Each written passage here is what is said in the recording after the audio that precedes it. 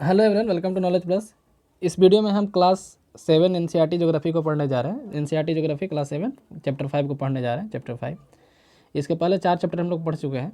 यदि आप वो वीडियो नहीं देखा तो जाकर जरूर देखें, है ना। पिछले चैप्टर हम लोग एयर के बारे में पढ़े थे, एयर के डिफरेंट लेयर के बारे में पढ़े थे, एटमॉस्फेयर के बारे में पढ़े थे।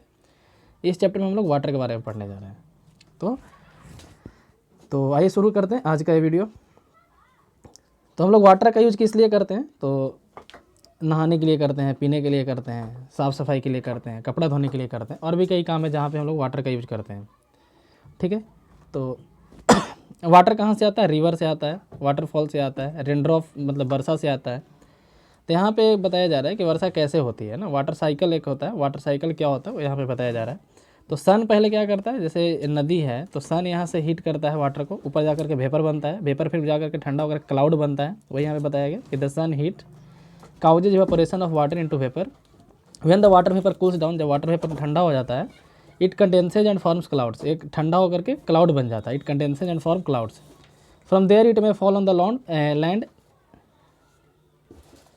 और sea in the form of rain. ठीक है, वहाँ से जब बादल बनता है, नीचे से जब बादल ऊपर जाके इवापोरेट होकर के वहाँ पे वेपर जम करके क्लाउड बन जाता है, तो वहाँ से फिर ठंडा होकर के वापस ज़मीन पे आता है या फिर समुद्र में आता है रेन के फॉर्म में, वर्षा के फॉर्म में। ठीक है, या फिर स्नो के फॉर्म में, बर्फ़ के फॉर्म में। The process by which water continually changes it form and circulate between ocean, atmosphere and land is known as water cycle. Water cycle क्या है? एक ऐसा प्रोसेस जिसमें पानी अपना स्टेट चेंज करते रहता है। जैसे एटमॉस्फेयर में गया, ज़मीन पे आया, ओशियन में रहा, है ना। तो उससे उसको हम लोग वाटर साइकिल बोलते हैं। यहाँ पे डायग्राम से आप समझ सकते हैं। जैसे यहाँ देखिए ये डायग्राम में, तो सबसे पहले यहाँ पे क्या बताया गया है? सरफेस वाटर है, यहाँ पे जो रन ऑफ लिखा हुआ है सरफेस वाटर है। इवापोरेट होता है, सरफेस वाटर क्या हुआ? इवापोरेशन हुआ उसका। इवापोरेशन ऊपर जाके कंडेंसेशन हुआ, तो कंडेंसेशन के कारण बादल बनता है। बादल फिर जब भारी हो जाता है, बादल कैसे पानी पड़ाता है ना, हम लोग पढ़ चुके हैं बारिश कैसे होता है। उसके बाद प्रेसिपिटेशन होता है, प्रेसिपिटेशन फिर नीचे आता है, फिर सरफेस वाटर बनता है, फिर इवापोरेट होता है। तो ये घूमते रहता है, इसको हम लोग साइकिल बोलते हैं, वाटर साइकिल बोलते हैं। और earth is like a terrarium. Terrarium क्या होता है? तो टेरेरियम कहने का मतलब है कि कोई भी एक छोटा सा बर्तन जिसमें पानी रखा हुआ हो, तो उसको हम लोग टेरेरियम बोलते हैं। It is an artificial enclosure for keeping a small house plants. इसमें क्या है कि जैसे यहाँ पे देख रहे हैं कि पानी में कोई एक पेड़ लगा दिया गया है, तो वो टेरेरियम हो गया। जैसे एक्वेरियम होता है ना, जिसमें मछली रखते हैं, तो उसी तरह से कोई बर्तन में पानी रख के उसमें पेड़ जब हम लोग लगा देते हैं तो उसको हम लोग टेरेरियम बोलते हैं। ठीक है, तो अर्थ हमारा एक टेरेरियम है। जो पानी हम लोग कई साल पहले पीते थे वही आज भी है ना। वही इवेपोरेट होता है, ऊपर जाता है, वापस वर्षा के फॉर्म में नीचे आता है। तो वही पानी यहाँ पे बताया गया कि कोई ज़रूरी नहीं है कि जहाँ से बारिश हुआ वहीं पे पानी पड़ता है। जैसे जहाँ पे इवेपोरेशन ज़्यादा हुआ तो वहीं पे वापस बारिश होता है, ऐसा नहीं है। जैसे इसमें बोला गया कि हरियाणा में कोई पानी ऊपर से बारिश के थ्रू आ रहा है, तो कोई ज़रूरी नहीं है वो कुछ दिन पहले अमेजन में भी, मतलब ब्राज़ील में भी बह रहा होगा। या फिर कोई बिहार में यदि पानी नदी से सूखता है, कोई नदी से पानी सूखता है, तो कोई जो नहीं कि बिहार में ही बारिश होगा, वो जाकर के उत्तर प्रदेश में भी करवा सकता है, राजस्थान में भी करवा सकता है। ठीक है, वाटर का सोर्स क्या क्या है? तो रिवर है, पॉन्ड है, स्प्रिंग है, ग्लेशियर है, ये सब वाटर का सोर्स है। The ocean bodies and the sea contain salty water. Ocean body यानी कि ओशियन में और सी में वाटर जो होता है नमकीन होता है, और जो ओशियन का वाटर होता है काफ़ी ज़्यादा उसमें नमक पाया जाता है। ठीक है, तो सैलिनिटी क्या होता है? तो सैलिनिटी ऐसे टर्म को बोलते हैं, एक जितना पानी में, मतलब 1000 ग्राम पानी में जितना सॉल्ट होता है उसको हम लोग सैलिनिटी बोलते हैं। Salinity is the amount of salt in grams present in 100 grams of water. Average salinity क्या है? तो 35 है ना, 35/1000, यानी कि 1000 ग्राम पानी यदि लेते हैं तो उसमें 35 ग्राम सॉल्ट होगा। ये एवरेज है ना, कहीं ज़्यादा कहीं कम भी होता है। एक डेड सी है, डेड सी में बहुत ज़्यादा सैलिनिटी है, 340 ग्राम है ना, 340 ग्राम है। तो ये काफ़ी ज़्यादा यहाँ का पानी जो नमकीन है, काफ़ी ज़्यादा सलाइन वाटर, इसलिए डेड सी में कोई नहीं डूबता है। डेड सी में कोई नहीं डूबता है, यदि उसको तैरना नहीं भी है तो भी नहीं डूबता है। ठीक है, वाटर बॉडी का डिस्ट्रीब्यूशन, तो जैसे कि हम लोग जानते हैं कि अर्थ का लगभग 3/4 हिस्सा जो है पानी से ढका हुआ है, लेकिन पीने लायक पानी बहुत कम है। जैसे यहाँ पे देख सकते हैं ओशियन में जो वाटर 97% है, तो इतना सेलाइन वाटर है। ओशियन का जो पानी है वो सेलाइन वाटर है। 97% अर्थ पे जितना पानी है उसका 97% तो सेलाइन वाटर है। बाकी का जो पानी है ग्लेशियर के फॉर्म में, रिवर में है, अंडरग्राउंड वाटर है, लेक में है ना, इस तरीके से। तो कुल मिला के पीने लायक पानी मुश्किल से 2 से 2.5% है। ठीक है, तो इसलिए पानी को हम लोग को अच्छे से यूज करना चाहिए, बर्बाद नहीं करना चाहिए। नेक्स्ट यहाँ पे ओशियन सर्कुलेशन है। एक वाटर डे याद रखिएगा। वाटर डे कब मनाया जाता है? तो 22 मार्च को मनाया जाता है। वाटर डे कब मनाया जाता है? 22 मार्च को बनाया जाता है, ठीक है। क्यों मनाया जाता है? तो to conserve water different ways, है ना, किसी तरीके से पानी को कंजर्व करने के लिए, लोगों को जागरूक करने के लिए वाटर डे मनाया जाता है 22 मार्च को, ठीक है। ओशियन सर्कुलेशन क्या है? तो ओशियन कभी भी स्थिर नहीं रहता, ओशियन हमेशा मूव करते रहता है। जैसे पॉन्ड जो होता है, तालाब जो होता है या लेक जो होता है, उसका पानी हमेशा रुका हुआ रहता है, ठीक है। Unlike the calm water, pond and lake, ocean water keeps moving continuously. Ocean water जो होता है कंटिन्यूसली मूव करता है, कभी भी स्टिल यानी कि स्थिर नहीं है, ठीक है। और ये हमेशा फ्लो करते रहता है, ओशियन का पानी हमेशा फ्लो करते रहता है। तो ओशियन का जो फ्लो है, ओशियन का पानी जो बहता है, उसको 3 कैटेगरी में बांट सकते हैं, वेव, टाइड और करेंट। हम लोग किस चीज़ में बांटते हैं? वेव, टाइड्स और करेंट में बांटते हैं। ओशियन का जो फ्लो है उसको हम लोग 3 पार्ट में बांटते हैं, वेव, टाइड एंड करेंट में बांटते हैं, ठीक है। तो वेव क्या है? तो जैसे आप देखते होंगे, जैसे तालाब है, हम लोग ये तालाब में पानी रहता है, उसमें एक ढेला बीच में कहीं लगा, जहाँ से ढेला डालते हैं, कोई पत्थर डालते हैं, तो मान लीजिए यहाँ पे पत्थर में डाल रहे हैं, तो ऐसे गोल गोल इस तरह का बनते जाता है ना, इसको हम लोग वेव बोलते हैं, ठीक है। तो वेव क्या है कि wave are form when wind scrape across the ocean surface, the stronger the wind blows the bigger the wave become. जितना ज़्यादा कस के हवा आएगा, है ना, जितना ज़्यादा पानी जो है, पानी पे हवा जितना ज़्यादा स्ट्राइक करेगा, उतना ही बड़ा वेव बनेगा। तो वही यहाँ पे बताया गया कि जो हम बॉल का जो एग्जांपल दिए थे, पत्थर का जो एग्जांपल दिए थे, वही यहाँ पे बताया गया है, ठीक है। तो वेव क्या होता है कि जब वाटर का सरफेस एक बार राइज करता है फिर फॉल करता है, जैसे देखेंगे ना, ऐसे ऐसे ऐसे ऐसे बहता है, तो उसी को हम लोग वेव बोलते हैं। ड्यूरिंग अ स्टॉर्म, आंधी के समय, विंड जो है काफ़ी तेज़ी से, काफ़ी हाई स्पीड से ब्लो करता है, wind blow at very high speed, जिसके कारण से वहाँ पे वेव बहुत बड़ा बड़ा बनता है, उसको हम लोग सुनामी बोलते हैं, ठीक है। तो सुनामी क्या है? यहाँ पे बताया गया कि during a storm the wind blowing at very high speed form huge waves. जब आंधी आता है तो बड़ा बड़ा वेव बनता है।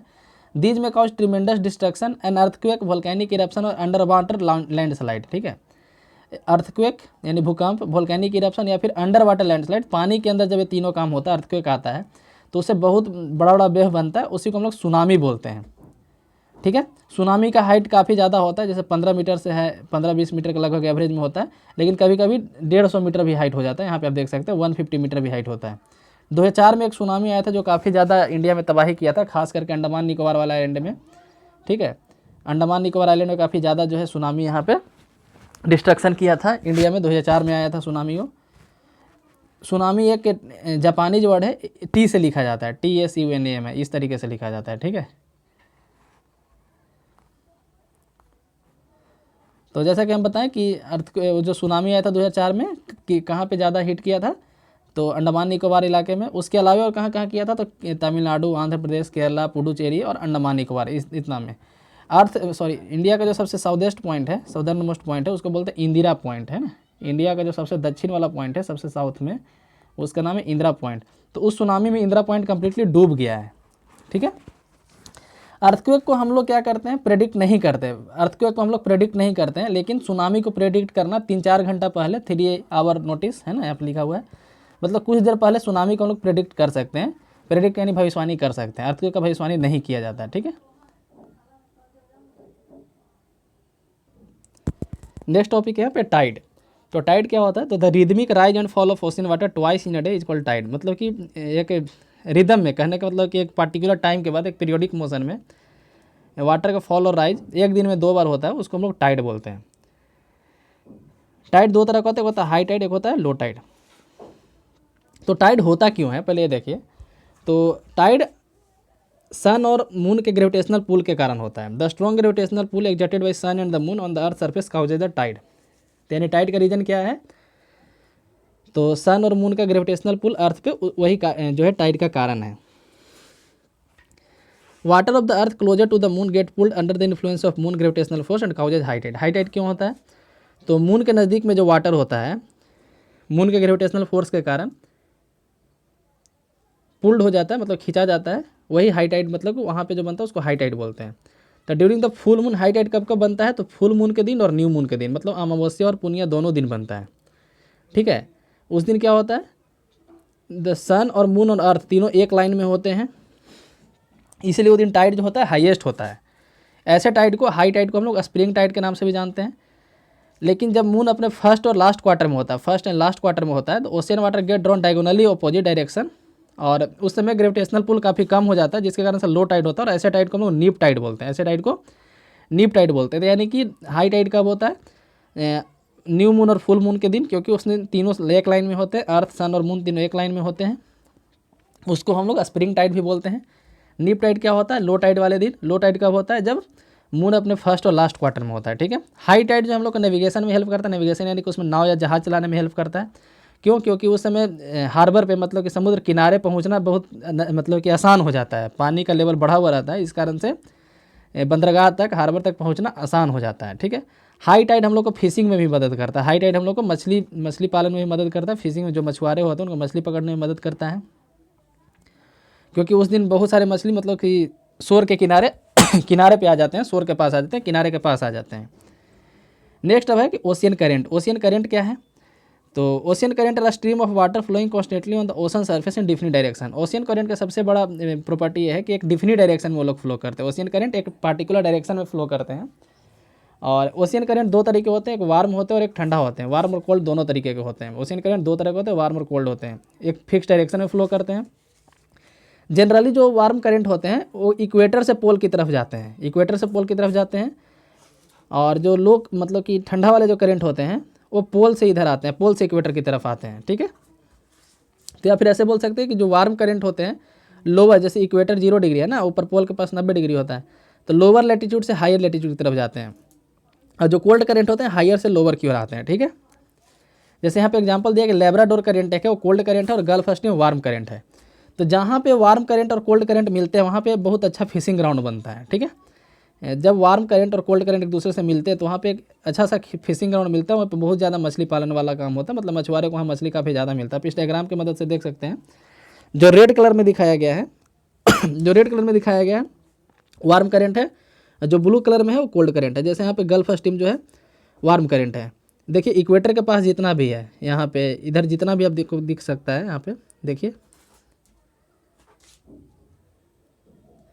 इक्वेटर के पास जो भी है ये सब जो है वार्म करंट है, ठीक है। इक्वेटर के पास जो भी है सब वार्म करंट है। इस तरीके से यहाँ गल्फ स्ट्रीम है, इसी के बारे में ऊपर एग्जांपल दिया गया था। गल्फ स्ट्रीम जो है वार्म करंट है और लेब्राडोर कोल्ड करंट है, ठीक है। तो जहाँ पे दोनों मिक्स करेगा, जैसे ये वाला जो एरिया हो गया है ना, तो यहाँ पे ये फिशिंग ग्राउंड मतलब कि एक बेटर फिशिंग ग्राउंड प्रोवाइड कराता है, ठीक है। तो ऐसा फिशिंग ग्राउंड कहाँ कहाँ मिल सकता है? तो जापान के पास, जापान के चारों तरफ जो सी है, eastern coast of North America, जहाँ भी हम लोग फिगर में देखे थे अभी, यहाँ पे इधर और इधर, यहाँ पे जापान के पास, ये जापान है, यहाँ पे देखिए दोनों तरह का करंट यहाँ पे मिक्स कर रहा है, तो यहाँ पे फिशिंग ग्राउंड मिलता है। ये जापान का पोर्शन है, इधर ये जापान का पोर्शन है ना। तो यहाँ पे दोनों तरह का करंट है। और नॉर्थ अमेरिका का जो पोर्शन है यहाँ पे इस वाले रीजन में, ठीक है। तो यहाँ पे एक बेटर फिशिंग ग्राउंड मिलता है, ठीक है। वहाँ पे क्या होता है, लेकिन इसका एक डिमेरिट भी है, जहाँ पे दोनों मिक्स करता है, दोनों तरह का जो करंट होता है दोनों जब मिक्स करता है तो वहाँ पे वेदर जो है हल्का फॉगी हो जाता है, वहाँ पे हल्का कुहासा वेदर हो जाता है, जिसके कारण से नेविगेशन में प्रॉब्लम आता है। नेविगेशन यानी कि नाव चलाने में या जहाज चलाने में प्रॉब्लम आता है। ये हम लोग पढ़े वाटर के बारे में। तो जैसे हम लोग वाटर में शुरू से हम लोग एक बार रिकैप कर लेते हैं, क्विक रिकैप क्या क्या पढ़े। तो सबसे पहले हम लोग पढ़े वाटर साइकिल क्या होता है, टेरेरियम क्या होता है, वाटर साइकिल क्या होता है, उसके बारे में हम लोग पढ़े। उसके बाद यहाँ पे एक डायग्राम छूट गया था उस समय, इसमें बताया गया है कहाँ कहाँ लेक है, वर्ल्ड में कहाँ कहाँ लेक है और कहाँ कहाँ कौन सा ओशियन है। तो जैसे बताए थे ओशियन के बारे में तो पिछले चैप्टर में भी पढ़े थे हम लोग। जैसे यहाँ पे इंडियन ओशन है, यहाँ इंडियन ओशियन है, बे ऑफ बंगाल है, अरेबियन सी है ना। यहाँ साउथ चाइना सी है, ईस्ट चाइना सी है, इधर कोरल सी है। हम लोग अभी सी को और ओशियन को देखते चलते हैं। यहाँ पे रेड सी है, उसके बाद यहाँ पे अटलांटिक ओशन है, एस के शेप में अटलांटिक ओशन यहाँ है। यहाँ पे कैरिबियन सी है। ऊपर में यदि हम लोग आएँ तो अब लेक को देखते हैं तो ग्रेट बियर लेक है, ग्रेट स्लेव लेक है, सुपीरियर लेक है। उसके बाद अमेजन रिवर यहाँ पे है, ठीक है। इधर बात करें रिवर का तो डेनूबे रिवर है, ब्लैक सी है, मेडिटेरियन सी है, कैस्पियन सी है। और यहाँ नाइजर रिवर है, कॉन्गो रिवर है, लेक विक्टोरिया है, ऑरेंज रिवर है। ऑरेंज रिवर अफ्रीका में, याद रखिएगा, ठीक है। हम लोग इधर गंगा और ब्रह्मपुत्र अपने इंडिया में देखते हैं, इंडिया वाले रीजन में। और यहाँ पे ऑस्ट्रेलिया में एक फेमस रिवर है डार्लिंग रिवर, ठीक है। तो ये रिवर और लेक के बारे में हम लोग यहाँ देखें। उसके बाद यहाँ पे डिस्ट्रीब्यूशन ऑफ वाटर पढ़ें, कहाँ पे कितना पानी है। 97% सैलाइन वाटर, बाकी पीने लायक पानी काफ़ी कम है। उसके बाद हम लोग नीचे आए तो ओशियन सर्कुलेशन के बारे में पढ़ें। ओशियन का जितना भी सर्कुलेशन होता है, मूवमेंट होता है, उसको 3 कैटेगरी में बांट सकते हैं। वेव, टाइड और करेंट के बारे में 22 मार्च को वाटर डे मनाया जाता है। तो वेव क्या होता है, सुनामी क्या होता है, टाइड क्या होता है, हाई टाइड क्या होता है, लो टाइड क्या होता है। हाई टाइड को हम लोग स्प्रिंग टाइड भी बोलते हैं। कब होता है तो फुल मून और न्यू मून के दिन होता है। बाकी दिन जो होता है लो टाइड होता है, उसको हम लोग नीप टाइड भी बोलते हैं। टाइड से क्या फ़ायदा है, क्या नुकसान है, हम लोग पढ़े। ओशियन करेंट के बारे में पढ़े, वार्म ओशियन करेंट और कोल्ड ओशियन करेंट दोनों के बारे में पढ़े। यहाँ पे कोई डायग्राम का मदद से देख सकते हैं कौन सा वार्म ओशियन करेंट है, कौन कोल्ड ओशियन करेंट है, ठीक है। तो इसी के साथ ये चैप्टर खत्म हुआ। वीडियो को पूरा देखने के लिए धन्यवाद। चैनल को सब्सक्राइब करें, वीडियो को लाइक करें।